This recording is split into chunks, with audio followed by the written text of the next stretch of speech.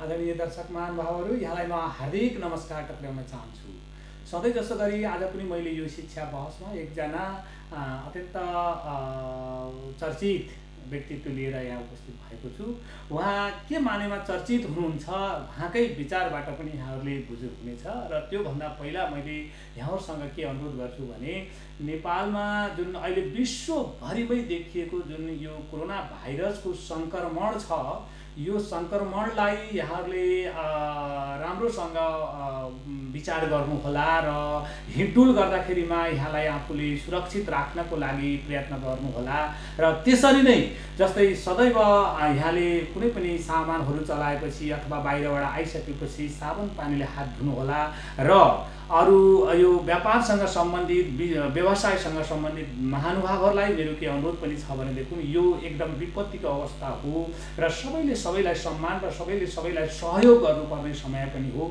त्यसो भएको हुनाले म यहाँहरूलाई अहिले यो मौकाको फाइदा उठाउनको लागि नलाग्नुहोला, किनभने कोरोना भाइरसले कसैलाई पनि छोड्दैन र यहाँहरूले अहिले क्षणिक लाभको लागि प्रयत्न गर्नुभयो भने के थाहा यहाँको पनि त भविष्य के हुने हो र कसलाई ठगेर कसलाई अलिकति च्यापेर के हुनेछ। र मैले यो आग्रह गरेँ यहाँ आदरणीय दर्शक महानुभावहरूलाई र पेसा व्यवसायसँग संलग्न महानुभावहरूलाई, त्यस्तै गरेर आजको दिनसम्म कोरोना भाइरसको विश्वव्यापी प्रभाव भनेको 192 देशमा भइरहेको छ।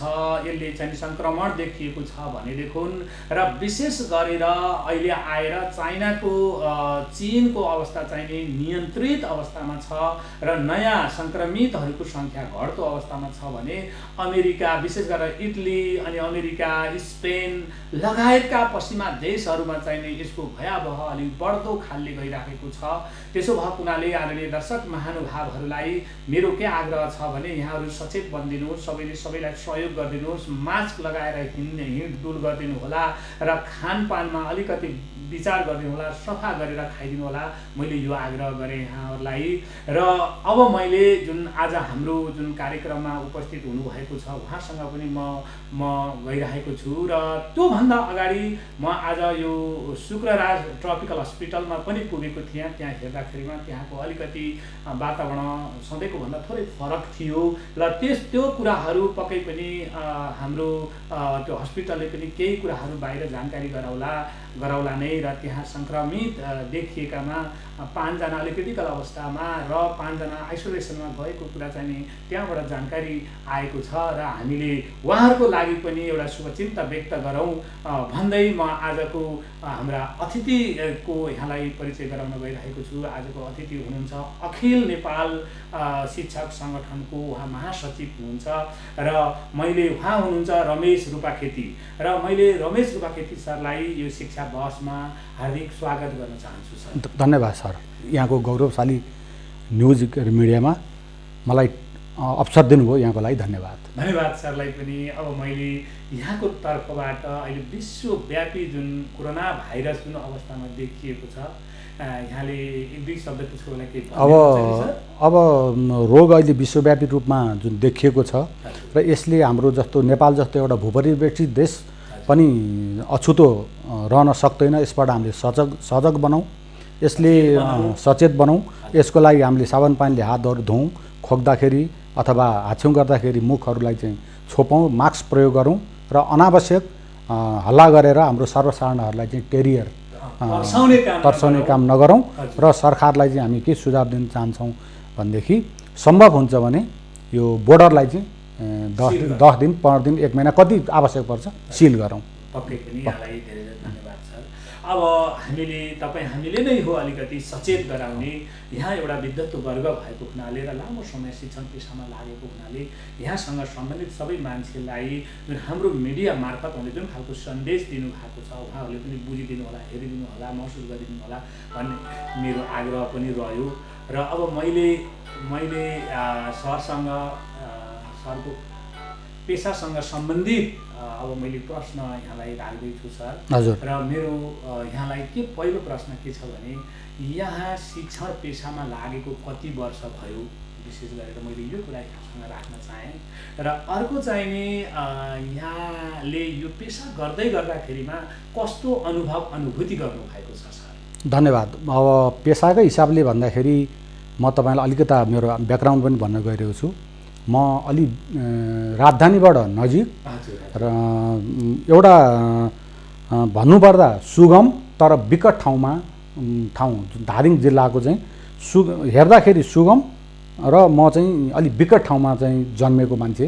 मैले यो अर्थमा सुगम भने कि मेरो गाविसबाट चाहिँ नि के अरे पृथ्वी हाइवेले छोएर गएको तर पृथ्वी हाइवेबाट मेरो घर पुग्नलाई करिब 3 घन्टा उकालो हिँड्नुपर्ने।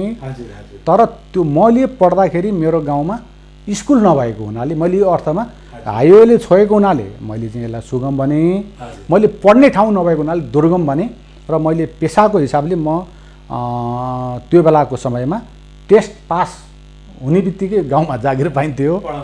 मैले 2040 सालदेखि मैले चाहिँ शिक्षण पेसामा लागेको। र यत्रो लामो अनुभव भएको व्यक्तित्वको नाताले यो पेसाप्रतिको तपाईँको बुझाइ के छ सर? अब शिक्षाको त कुनै विकल्प छैन र शिक्षा चाहिँ यस्तो चिज हो जुन हाम्रा पुर्खाहरूले हाम्रो गुरुहरूले भन्ने गर्नुभएको थियो, शिक्षा कसैलाई बाँड्नु पनि पर्दैन, भाइ भाइमा औँसा लाउनु पनि पर्दैन, चोरले पनि चोर्दैन, जति बाँड्यो उति चाहिँ आउने चिज भनेर भन्नुहुन्थ्यो। वास्तवमा त्यो कुरो हो। तर पनि नेपालमा शिक्षकहरू चाहिँ अलिकति अहिले पनि अहिलेको अवस्थासम्म आउँदा दम्मित छन् र शिक्षकहरू अलिकति डोमिनेटेड छन्। र तर वास्तवमा कतिपय गाउँहरूमा कतिपय ठाउँमा चाहिँ शिक्षकहरूलाई चाहिँ त्यो ठाउँको चाहिँ न्यायाधीशका रूपमा पनि लिने गरेको पाइन्छ। र एउटा चिठी आउँछ गाउँमा, ल मास्टर बाबु मेरो चिठी पढिदिनुहोस्, मेरो चिठी लेखिदिनुहोस्, र गाउँमा चाहिँ मेलमिलाप गराउने कामहरू पनि शिक्षकहरूले नै गर्छन्, सहजकर्ता। र तपाईँलाई म स्मरण गर्छु जुन देशमा 2052 सालदेखि जुन एउटा तत्कालीन विद्रोही नेपाल कम्युनिस्ट पार्टी माओवादीको नेतृत्वमा चाहिँ द्वन्द्व भयो, सरकारका कुनै पनि के अरे उपस्थित रहेन, निकायहरू जस्तो रहेन। त्यस्तो बेलामा नि शिक्षकहरू दूरदराजसम्म पनि आफ्नो स्कुलहरू छोडेर भागेनन्। जुन ठाउँमा पुलिस चौकीहरू बन्न सकेनन्, जुन ठाउँमा चाहिँ मतलब सरकारका अरू अड्डाहरू बन्न सकेनन्, त्यस्ता ठाउँमा नि शिक्षकहरू बसे र शिक्षकहरूले चाहिँ राष्ट्रलाई सेवा गरे। तर राज्यले शिक्षकलाई चाहिँ अहिले पनि सौताने व्यवहारले हेरेको छ र शिक्षकहरू दम्मित अवस्थामा छ। अनि यो दमित अवस्थामा हुने कारणहरू त शिक्षकहरू स्वयंद्वारा पनि सिर्जित छ पनि भन्छन् नि सर, यहाँलाई यो बुझाइमा कस्तो छ? त्यसको भागीदार कतिपय अर्थमा हामी पनि के अरे हुनुपर्छ। हामी शिक्षक मात्रै दुधले नुहाएको चोखो छैनौँ। तर त्यसमा चाहिँ राज्यले पनि शिक्षकहरूलाई चाहिँ अलिकता सौताने व्यवहारको रूपमा हेरेको छ। त्यसको म तपाईँलाई उदाहरण दिन्छु। जस्तो निजामतीको आफ्नै सिभिल हस्पिटल छ, सेनाको आफ्नै हस्पिटल छ, पुलिसको आफ्नै हस्पिटल छ। अहिलेसम्म शिक्षक हस्पिटलको व्यवस्था गर्न सरकारले सकेका छैनन्। यो शिक्षक सङ्गठनको स्थापना 2036 सालदेखि अहिलेसम्म शिक्षकहरूले उठाइरहेका कुरा हुन्।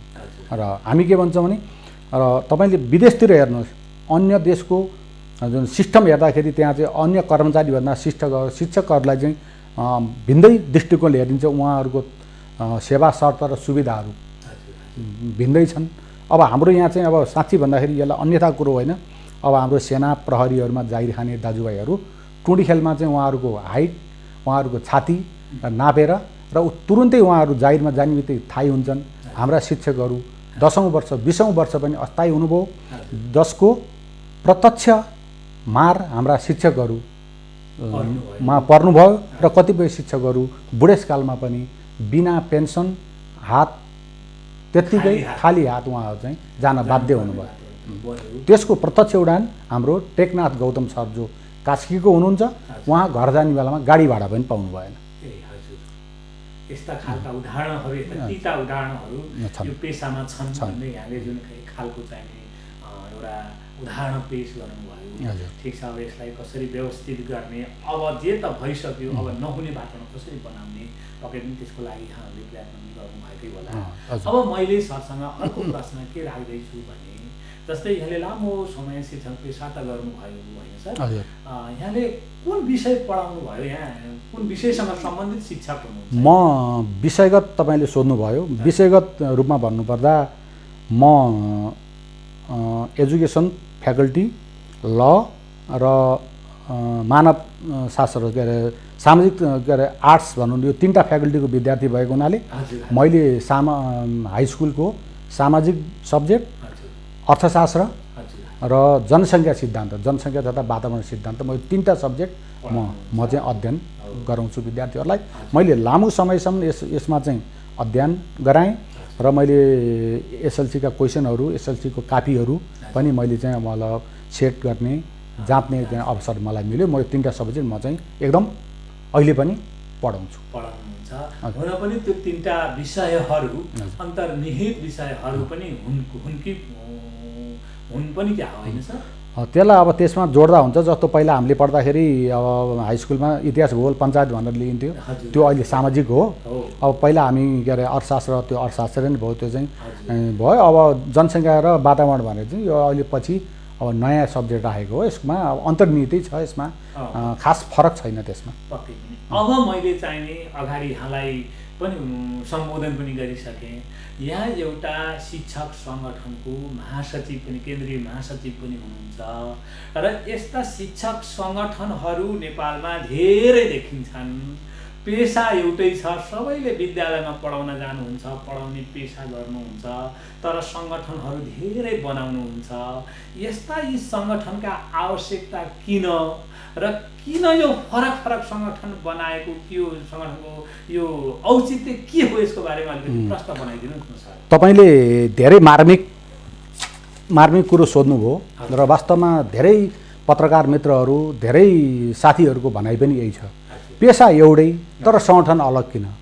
वास्तवमा नेपालमा जुन बेला पार्टीहरू भूमिगत थिए, जुन बेला पार्टीहरूले आफ्नो एक्टिभिटी गर्न नसकेको बेलामा नेपालमा सबैभन्दा पहिले जन्मेको सङ्गठन, पार्टी भन्नुहोस् अथवा सङ्गठन भन्नुहोस्, शिक्षक सङ्गठन हो। जुन नेपाल राष्ट्रिय शिक्षक सङ्गठन यो 2036 सालमा स्थापना भयो। त्यो सङ्गठनले शिक्षकहरूको मागहरूलाई व्यवस्थित रूपमा अगाडि लाँदै गयो र वास्तवमा भन्ने हो भने त्यो बेला पार्टीले गर्ने काम पनि यही सङ्गठनले गर्यो। गाउँ गाउँमा पञ्चायतका विरुद्धमा होइन, जनताहरूलाई सचेत गर्ने काम, त्यो चाहिँ अलिकता के अरे अब त्यसलाई चाहिँ नकार्न सकिँदैन। त्यो राजनीति होइन, त्यो जनचेतना फैलाएको हो। जाँदै गर्ने क्रममा जब देशमा चाहिँ अब यो बहुदलीय व्यवस्थाको पुनर्स्थापना भइसकेपछि हाम्रो अब इतिहासमा सन्त र धेरै भद्र प्रधानमन्त्री कृष्णप्रसाद भट्टराई पहिलो चाहिँ प्रधानमन्त्री हुनुभयो अन्तरिम।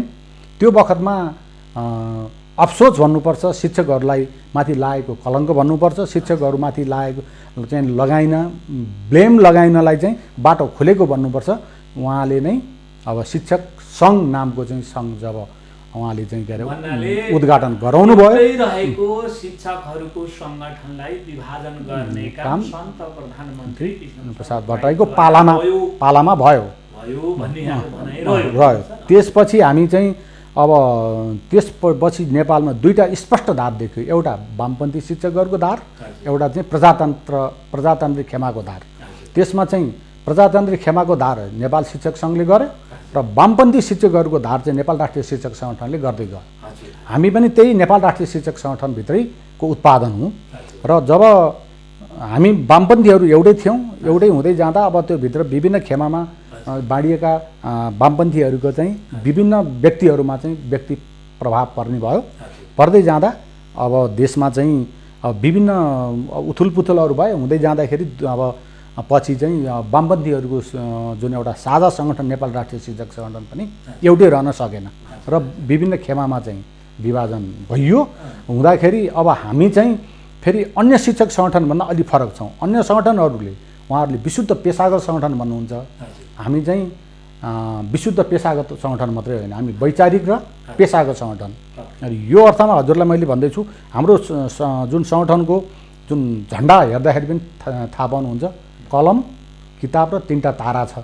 अब त्यसले चाहिँ अन्य सङ्गठनभन्दा यो अर्थमा फरक कि त्यसको अर्थ पनि बताइदिनु। अर्थ चाहिँ अब किताब र कलमले त समग्र भइहाल्यो, शिक्षक रिप्रेजेन्ट। 3टा ताराको अर्थ एउटा चाहिँ पेसा हो, कथन मर्यादित शिक्षण पेसा। शिक्षण पेसालाई चाहिँ एकदम मर्यादित बनाउनु पर्यो, अनुशासित बनाउनु पर्यो र अब यस्तो अनुशासित कि त्यो चाहिँ एउटा चाहिँ कसैले पनि औलो ठाडो गर्न नसकुन्। अब अहिले गाउँ गाउँमा तपाईँले देख्नुहुन्छ विद्यार्थी उता बाटोमा हिँडिरहेको, शिक्षक त्यहीँ बसेर खैनी खाइरहेछ, त्यहीँ बसेर तास खेलिरहेछ, त्यहीँ बसेर चाहिँ रक्सी खाइरहेछ। शिक्षकले गर्ने व्यवहार भएन। त्यस्तो नहोस्। शिक्षण पेसा चाहिँ मर्यादित बनाउनुपर्छ। एउटा चाहिँ त्यही हो, मर्यादित शिक्षण पेसा। अर्को चाहिँ विचार भनेको त आम प्रगतिशील विचार, त्यो विचारलाई चाहिँ कस्तो त भन्दाखेरि अग्रगामी विचार हुनु पर्यो। आम मान्छेहरूले त्यसलाई चाहिँ विश्वास गर्ने लायक हुनु विचार। र अर्को चाहिँ शिक्षा, विचार र पेसा। अर्को शिक्षा चाहिँ कस्तो हुनु भने अब यहाँ अहिले मैले तपाईँलाई जनवादी शिक्षा भन्ने भने अब लेफ्टी साथीहरूले त पचाउन, राइटिस्टहरूले यसलाई चाहिँ नपचाउन सक्नुहुन्छ। त्यस कारणले शिक्षा चाहिँ कस्तो भने जनमुखी व्यावहारिक शिक्षा हुनु पर्यो, स्तुतिपरक शिक्षा होइन। आफूले पढेको शिक्षा चाहिँ एउटा व्यवहारमा आउनु पर्यो।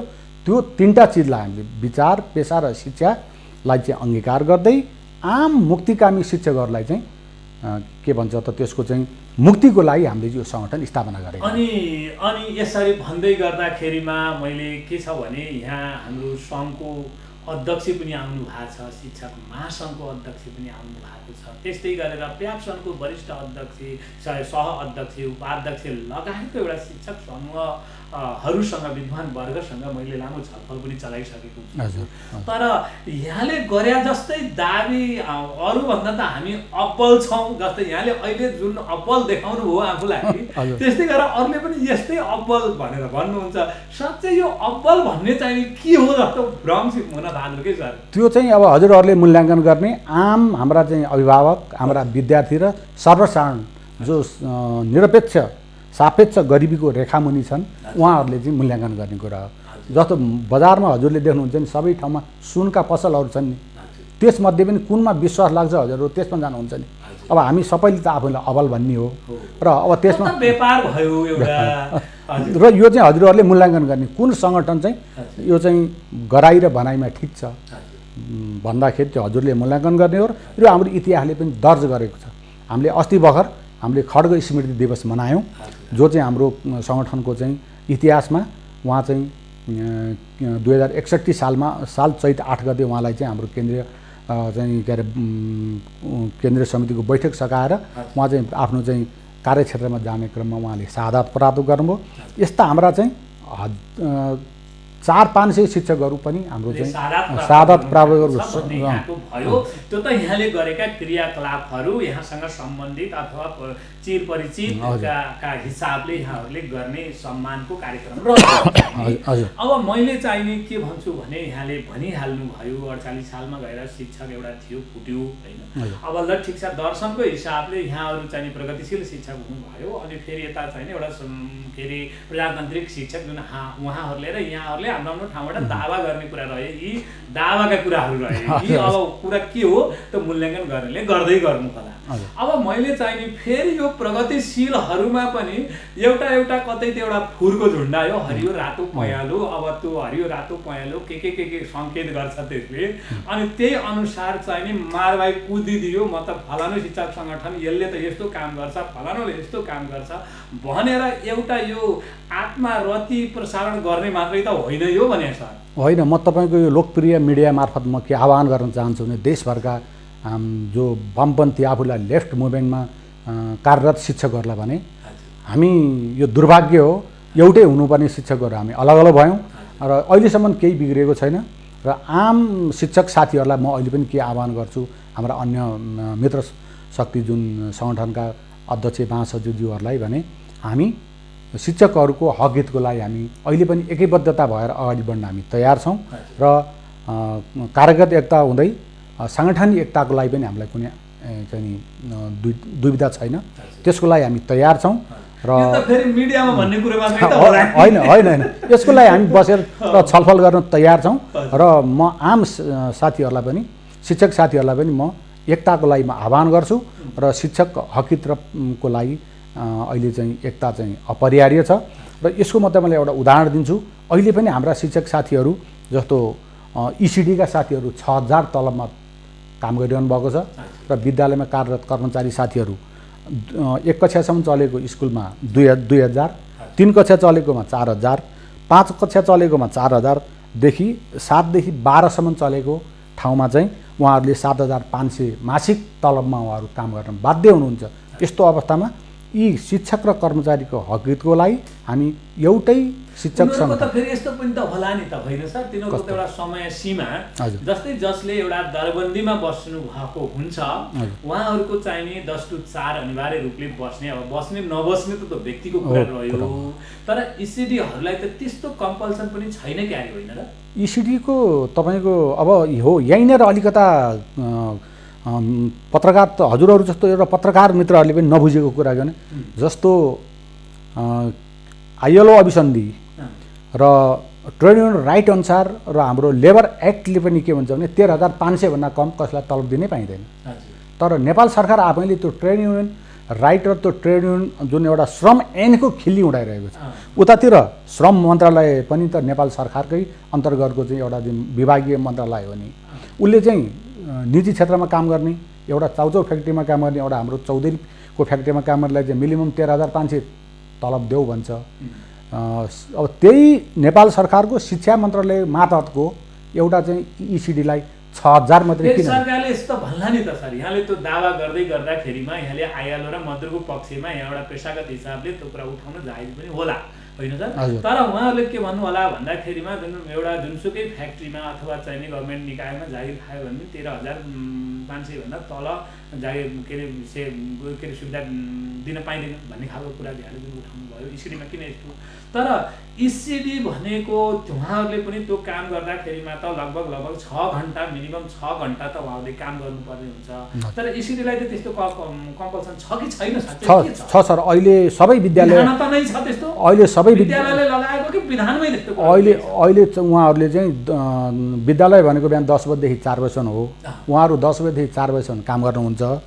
त्यसले गर्दाखेरि हाम्रो भनाइ के हो भने नेपाल सरकारको श्रम ऐनले तोकेको मिनिमम पनि हुनु पर्यो।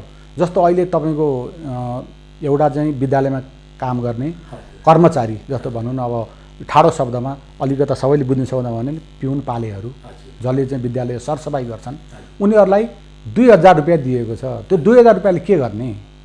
त्यो त सरकारले दिएको होइन होला नि त, विद्यालयले होइन, सरकारले दिएको हो।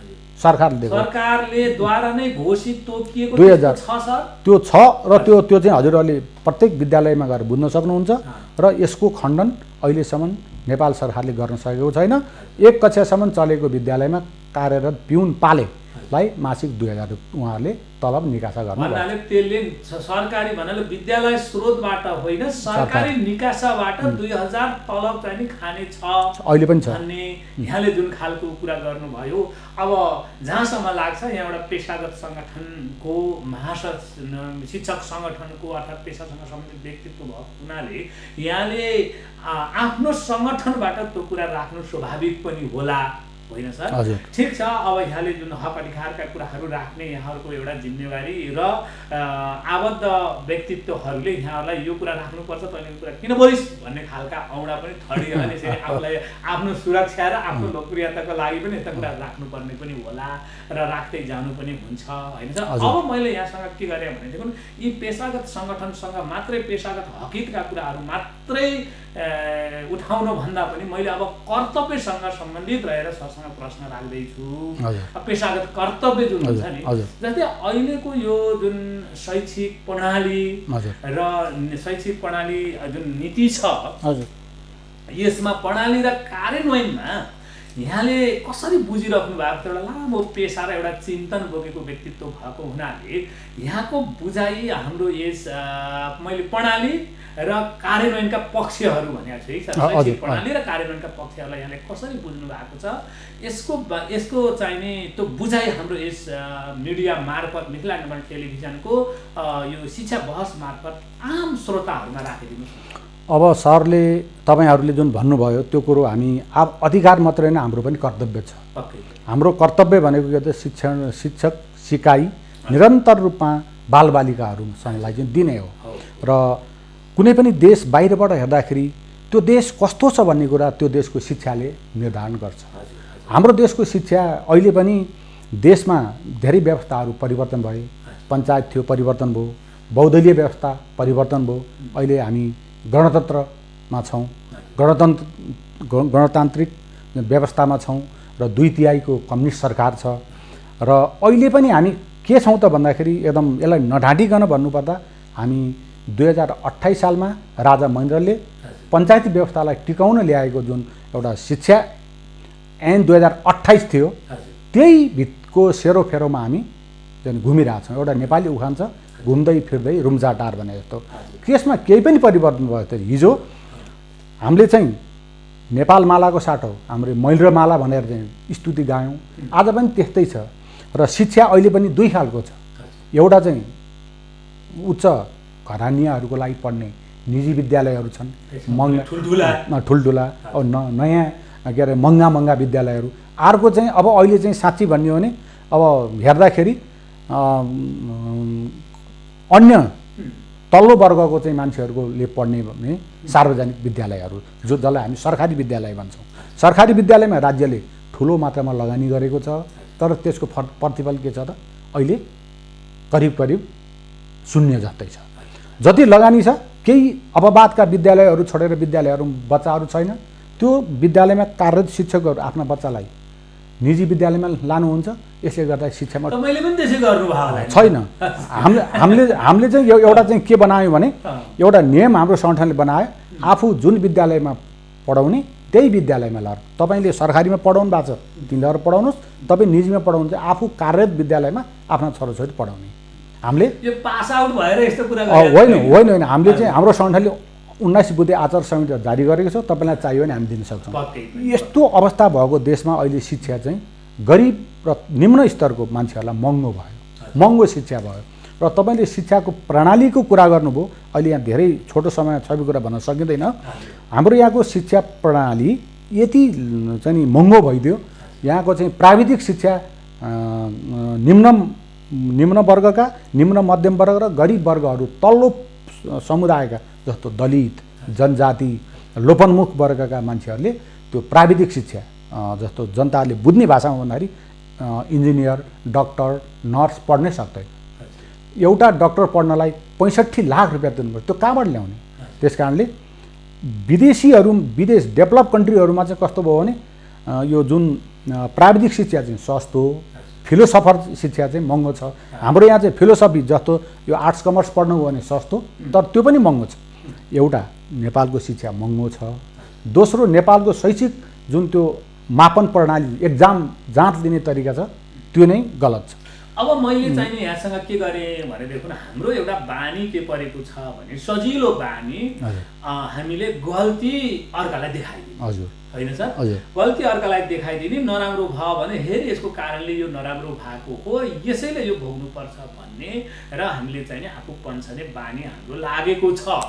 त्यसो भएको हुनाले यहाँको चाहिँ 40-42 सालदेखिबाट शिक्षण पेसामा आबद्ध हुँदै गएर अहिले 76 सालसम्म पनि यहाँ कन्टिन्यू त्यो पेसामा हुनुहुन्छ।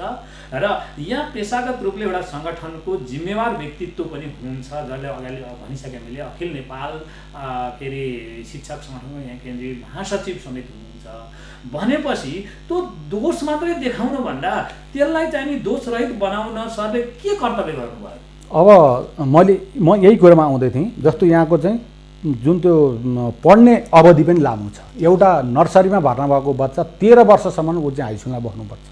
र तपाईँले भन्नुभयो, तपाईँहरूले के गर्नुभयो त? हामीले चाहिँ विभिन्न समयमा हामीले चाहिँ सरकारलाई सुझाव दिएका छौँ। र हामीले जुन 10 वर्षको जुन एउटा युद्धको पिरियडमा हामीले एउटा चाहिँ शैक्षिक खाका पनि तयार पारेका छौँ। यदि राज्यले हामीसँग त्यो चाहन्छ भने हामी त्यो उहाँहरूलाई दिन तयार छौँ। र त्यो बेलामा आधार इलाकाहरूमा चाहिँ तपाईँको चाहिँ के थियो त भन्दाखेरि एउटा चाहिँ विद्यालयहरू पनि हामीले चाहिँ स्थापना गरेका थियौँ। आधार इलाका भन्नाले जस्तो भन्नाले उसको सशस्त्र आन्दोलनको बेलामा जस्तो थवाङमा थियो र पछि चाहिँ त्यो शान्ति के अरे प्रक्रियामा आइसकेपछि पनि कोर्स त करेक्सन भइसकेको अवस्था होइन। त्यो कोर्स सरकारले त्यसलाई चाहिँ के अरे अध्ययनै गरेन। र अहिले पनि तपाईँलाई भन्नुपर्दा हामी शान्ति प्रक्रियामा आइसकेपछि दाङ, पोखरा, यो जिरी, अनि तपाईँको चाहिँ डडेलधुरा, इटरी लगायतका 4-5 ठाउँमा चाहिँ नमुना विद्यालय भनेर अहिले त्यो बेला पनि थिए र सायद त्यो विद्यालयहरू अहिले पनि छन्। त्यहाँ गएर हेर्न सकिन्छ। हामीसँग चाहिँ अनि ती कस्ता खालका विद्यालयमा त्यहाँ कस्तो विषयहरू पढाइ हुन्छ? त्यहाँ चाहिँ करिकुलम के हुन्छ? त्यहाँको करिकुलम अहिले यही हो भनेर मैले भन्नुभन्दा पनि हामीसँग त्यो करिकुलमै छ। हामीले कक्षा 1 सम्मको करिकुलम हामीले तयार पारेका छौँ। र त्यो सरकारले चाहेको खण्डमा हामी सरकारलाई त्यो दिन पनि तयार छौँ, देखाउन पनि तयार छौँ। र वर्तमान शिक्षा मन्त्रीज्यूले हामीसँग चाहिँ व्यक्तिगत अथवा साङ्गठनिक रूपमा उहाँले कन्सल्ट गर्नुभयो भने हामी सरकारलाई चाहिँ विभिन्न शैक्षिक सुधारहरू, शिक्षामा गर्नुपर्ने सुधारहरू त्यो त सरकारले हामीलाई कन्सल्ट गर्यो भने भन्दा पनि यहाँले त आफूलाई त के ठानिदिनु भयो भने सरकार भन्नाले शिक्षा मन्त्रालय यहाँबाट चाहिँ निर्देशित भइदियो हुन्थ्यो भन्ने जस्तो यहाँले चाहिँ होइन त्यस्तो होइन। एउटा नेपाली एउटा उखान छ, त्यो भन्न कति उपयुक्त छ। कुकुरलाई पनि केही नभए कुकुर जाँदैन नि। हामी त एउटा सचेत राजनीतिक प्राणी हौँ र हामीसँग एउटा भिजन छ, हामीसँग एउटा विचार छ र एउटा विचार र एउटा भिजनले ओतप्रोत भएको मान्छेलाई उहाँहरूले पनि हामीलाई खोज्नु पऱ्यो नि। म तपाईँलाई एउटा उदाहरण दिन्छु। म त्यो तपाईँहरूले पनि कति बुझ्नु भएको छ। हामीले चाहिँ भन्यौँ सरकारलाई उच्च स्तरीय जुन शिक्षा आयोग यो जुन एउटा छ त्यो चाहिँ तपाईँले चाहिँ बनाउनुहोस् र त्यसलाई चाहिँ के गर्नु एउटा चाहिँ के अरे त्यो शिक्षा चाहिँ आयोग बनाएर त्यहाँ संवैधानिक शैक्षिक आयोग बनाइयोस्, संवैधानिक शैक्षिक आयोग बनाउनुहोस् भन्नु उहाँले बनाउनु भयो। अब त्यहाँ चाहिँ विभिन्न ठाउँबाट शिक्षाविदहरू भनेर चाहिँ उहाँले आफ्नै आसेपासे वरपरका मान्छेहरू राख्नुभयो।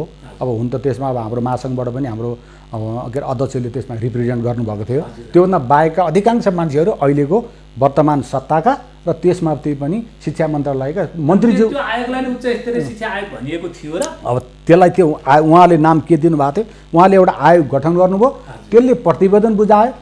अफसोस यसलाई हामीले दुःखका साथ भन्नुपर्छ, त्यो प्रतिवेदन अहिलेसम्म कार्यान्वयन भएको छैन। त्यो आफैले बनाएको छ, फेरि कार्यान्वयनमा आफैले ल्याउन सक्नु भएन।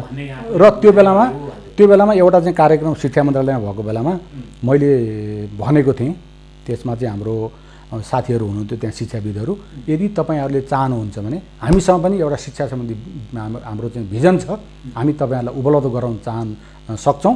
तपाईँहरूलाई आवश्यक भएको खण्डमा भन्दाखेरि उहाँहरूले त्यसमा सुनवाई गर्नु भएन र त्यो जुन आयोगले दिएको सुझाव पनि अहिलेसम्म कार्यान्वयन भएको छैन। यसको मतलब तपाईँहरूले के बुझ्नुहोस् भने शिक्षा वर्तमान शिक्षामा अब भन्दाखेरि ठोकिने कुरो त्यही हो। राज्यसँग नजिक भएका मान्छेहरूको नै अधिकांश मान्छेहरूका राष्ट्रमा शिक्षामा लगानी छ। त्यो लगानी रहेसम्म शिक्षामा परिवर्तन हुँदैन। हामीले बुझेको त राज्यसँग नजिक राज्यलाई नियन्त्रणमा राख्ने व्यक्तिहरूको शिक्षामा लगानी छ, उनीहरूले चाहे अनुसारको शिक्षा नीति आउने हो, हामी बोलेर केही लाग्दैन भन्ने यहाँको भनाइरह्यो हो। त्यही हो। ठिक छ। अब यसलाई पनि हामीले पनि आवाज उठाउनु पर्ला।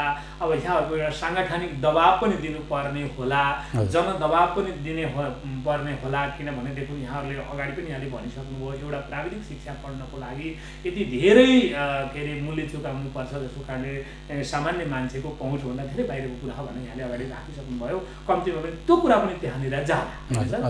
अब मैले चाहिँ नि यहाँलाई के भने भनेदेखि अर्को प्रश्न मार्फत, जस्तै अहिले संविधानत समाजवादी राज्य स्थापना गर्ने भन्ने खालको कुरा संविधानमा नै उल्लेख छ।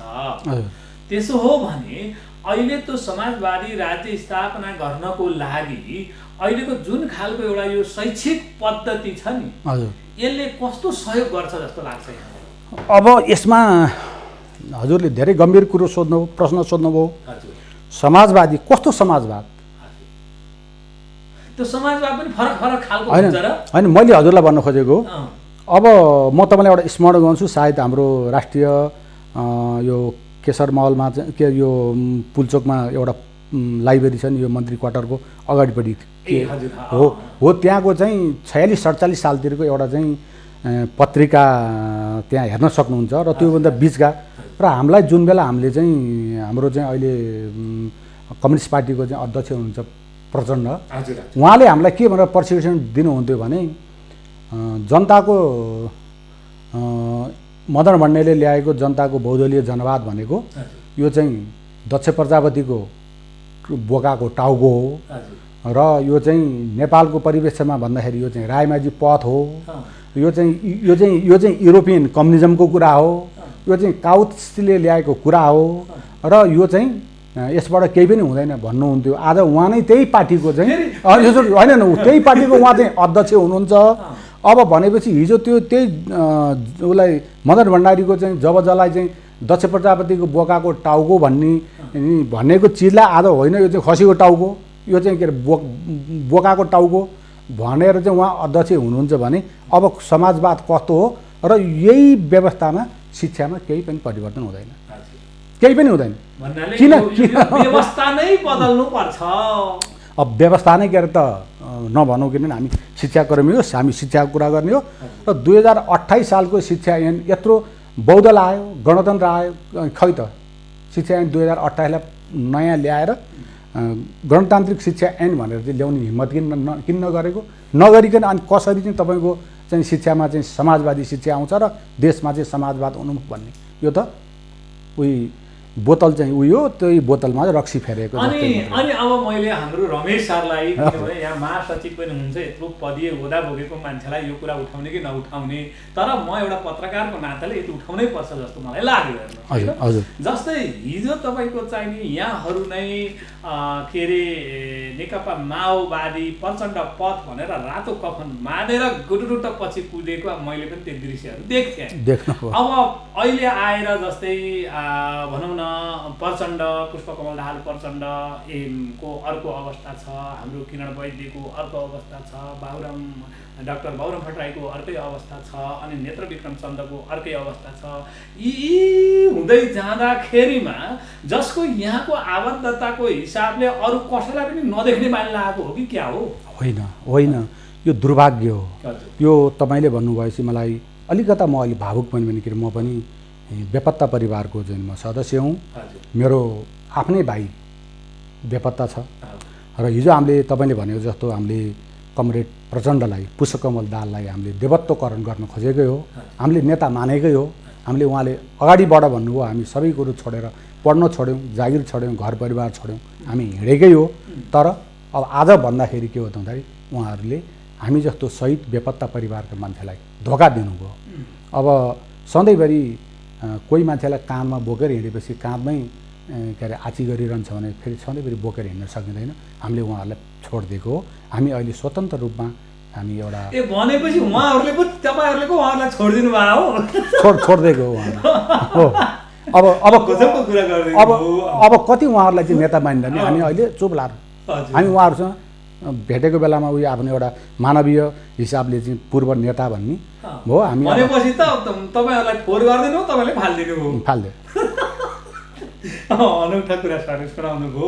अब ठिक छ, यसको विश्लेषण आदरणीय दर्शक महानुभावहरू, यहाँहरूले पनि यो हाम्रा यो खालको शैक्षिक बहसको विश्लेषण यहाँहरूले पनि गर्नुहोला र कमेन्ट पनि लेखिदिनु होला, उहाँ सुझाव दिनु होला। यी भनाइहरूप्रति हेर्दै सुन्दै मैले यो आग्रह पनि गरेँ। र फेरि मैले अब हाम्रो यो कार्यक्रम विशेष गरेर शिक्षा बहस भएको हुनाले सकेसम्म मैले यसमा चाहिने राजनीति मुक्त यो बहसलाई राजनीतिक मुक्त बनाउन खोजी पनि राखेको छु। फ्याक्ट केही कुराहरू आए, हामीले कुराहरू राख्यौँ।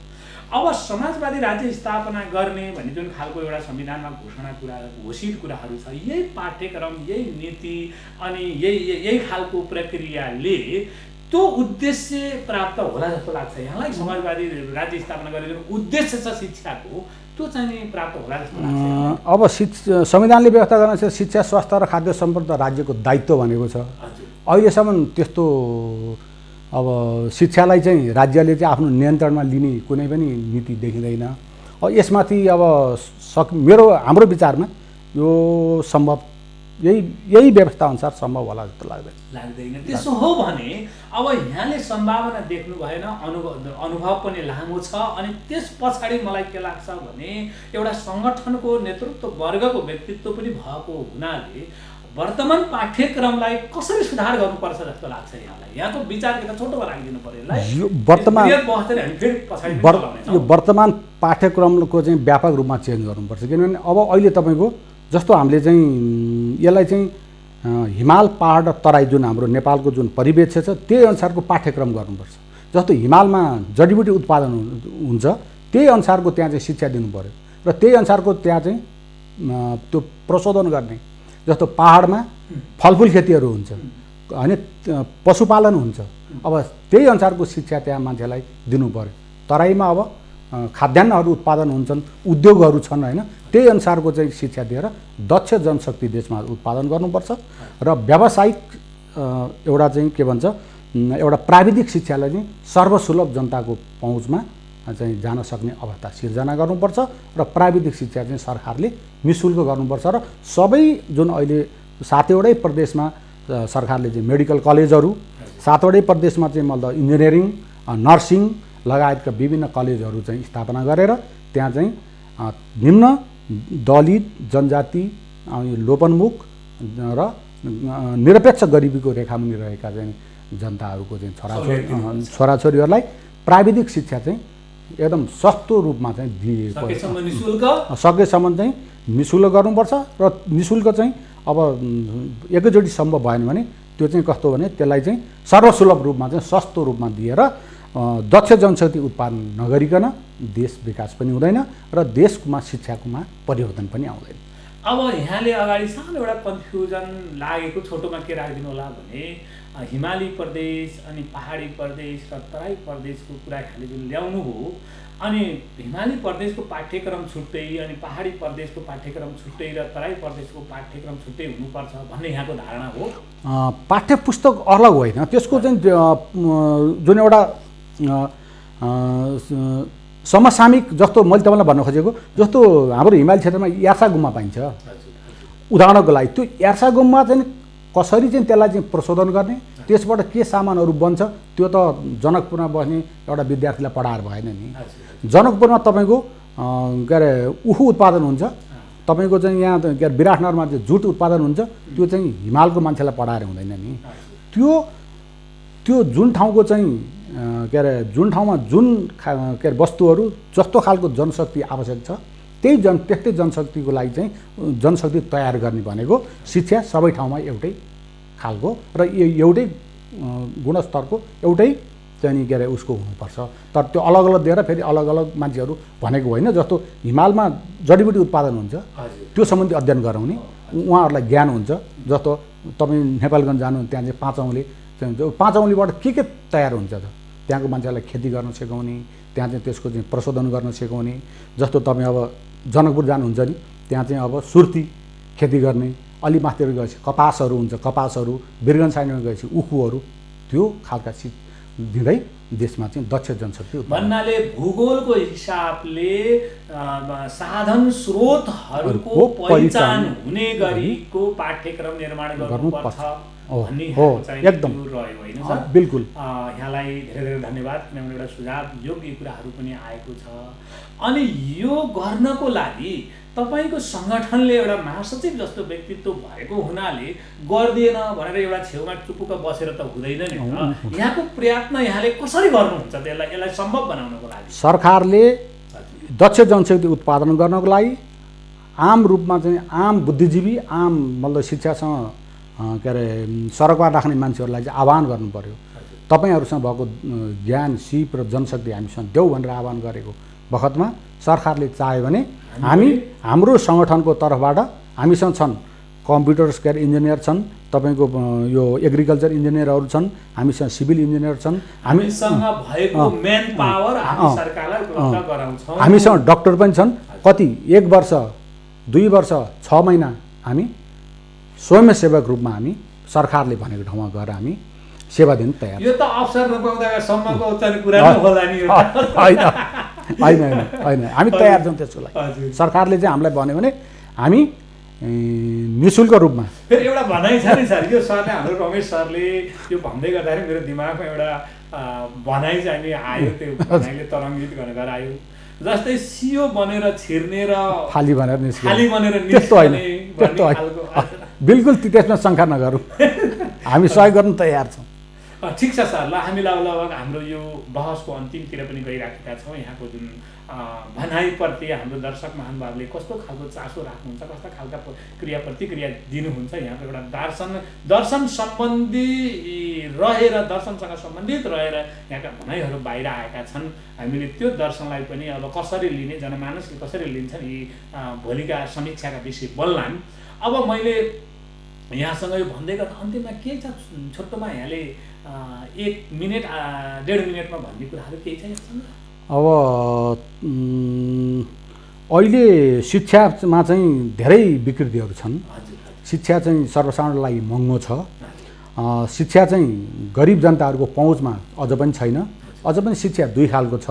त्यो दुई खालको शिक्षालाई चाहिँ देशमा चाहिँ बढावा दिनु हुँदैन र शिक्षा निम्न स्तरका गरिब जनताहरूको लागि पनि सर्वसुलभ हुनु पर्यो र प्राविधिक शिक्षा चाहिँ सर्वसाधारणका छोराछोरीले पढ्ने वातावरण सिर्जना गर्नु पर्यो भन्ने यहाँको भनाइरह्यो। धन्यवाद। जुन यहाँको जुन अन्तिममा सठिक रूपमा एकदम मार्मिक भनाइ आएको छ, एउटा चाहिँ रेस्पेक्ट गर्नुपर्ने भनाइ आएको छ। यस्ता कुराहरू सरकारले पनि सुनोस् र सुनिदिनुपर्छ भन्ने हाम्रो मिडियाबाट पनि हामी आग्रह गर्दछौँ। र अब जाँदै गर्दा यहाँ जस्तै रमेश सर एउटा विद्वान वर्ग पनि हुनुहुन्छ, साङ्गठनिक रूपले एउटा सशक्त व्यक्तित्व पनि हुनुहुन्छ र यो हाम्रो मिथिला नेपाल टेलिभिजनबाट सञ्चालित शिक्षा बहसलाई तपाईँ के सुझाव दिएर जान चाहनुहुन्छ? तपाईँहरूले जुन यो बहस शिक्षा बहस जुन एउटा कार्यक्रम चलाउनु भएको छ, यो धेरै राम्रो र धेरै सराहनीय कुरो छ। यो यस्ता कार्यक्रमहरू तपाईँले सञ्चालन गर्दै जानुहोस्। हामी हाम्रो सङ्गठनको तर्फबाट यहाँहरूलाई गर्नुपर्ने सहयोगको लागि हामी तयार छौँ।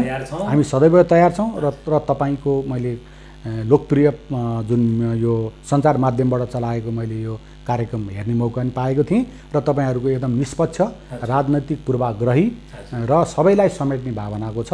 यसको म उत्तरोत्तर प्रगतिको कामनासहित तपाईँहरूलाई हाम्रो सङ्गठनले आवश्यक परेको बेलामा विभिन्न खालका सहयोगहरू दिनलाई पछि पर्दैन भन्ने वचन तपाईँहरूलाई दिँदै म चाहिँ तपाईँहरूलाई धन्यवाद दिन चाहन्छु। धन्यवाद सरलाई पनि हाम्रो तर्फबाट धेरै धेरै धन्यवाद सर, यहाँ आइदिनु भयो र यहाँ व्यस्त मान्छे हुनुहुन्छ, कति व्यस्तताका बाद फेरि यस्तो एउटा सङ्क्रमित र भयावह अवस्थामा यहाँ धेरै ठाउँ यसरी चाहिँ विविध भन्नाले परिस्थिति र सङ्क्रमण पार गर्दै आइदिनु भयो, यहाँलाई धेरै धेरै धन्यवाद।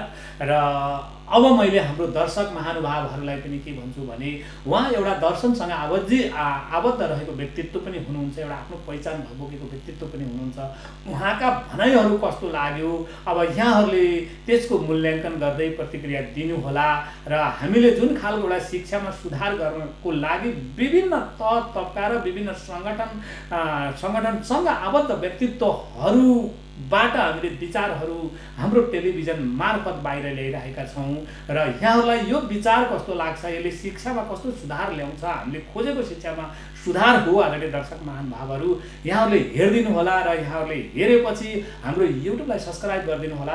युट्युबमा कमेन्ट पनि लेखिदिनु होला, किनकि एउटा सानो एउटा कमेन्टले हामी आफू पनि सच्चिने पाउनेछौँ र हाम्रा चाहिँ अतिथि महोदयहरूलाई पनि हामीले चाहिँ आएका प्रतिक्रियाहरू उहाँहरूलाई जानकारी गराउन पाउँछौँ। यस्तै गरेर हाम्रो फेसबुक पेजलाई पनि यहाँले लाइक कमेन्ट गरिदिनु होला, जसको कारणले यहाँहरूको एउटा लाइक कमेन्टले यस्ता विचारहरू समाजमा जान्छ र एक छलफल होला, समाजमा एउटा अन्तर्क्रियाहरू त्यहाँ फैलिलान् भन्ने मैले आग्रह गरेँ। र यति भन्दै मैले चाहिँ यो कोरोना भाइरस जुन अहिले नेपालमा देखिएको छ, यसको यो सङ्क्रमणबाट बच्नको लागि यहाँहरू सुरक्षित सचेत र सफा रहिदिनु होला, कसैप्रति दुर्भाव नराख्नु होला।